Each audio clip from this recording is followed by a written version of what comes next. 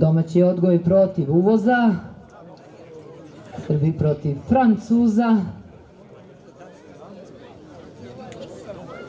Jedna omica protiv dva ždrepca.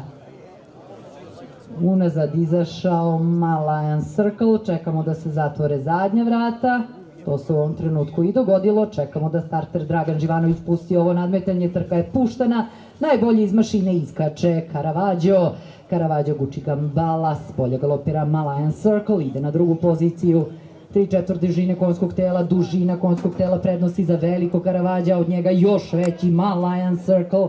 Na trećoj poziciji omalena guči Gambala, pola dužine prednosti na sedlu Caravaggio, veliki Malayan Circle, treća pozicija za guči Gambalu, 2,5 dužine iza dva velika korpulentna ždrepca.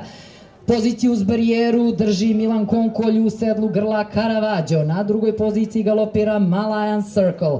2,5 dužine do 3 iza guči Gambala, trku vodi, čini mi se sada pola dužine ili vrat pak prednosti za Caravaggia, ali izlači se Caravaggio na dužinu i po, skoro 2 Caravaggio na čelu, na drugoj poziciji Malayan Circle, kojeg čini se kao da već rukama stimuliše džokej Aleksandar Šašić, do njega stiže guči Gambala. Trku vodi Caravaggio, druga pozicija za Malayan Circle koji šeta, na trećoj poziciji guči Gambala, trku vodi Caravaggio, borba za drugu poziciju. Da li će iskoristiti šetnju guči Gambala i stići druga? Trku će dobiti Caravaggio, druga guči Gambala, treća pozicija za Malayan Circle. Dembori.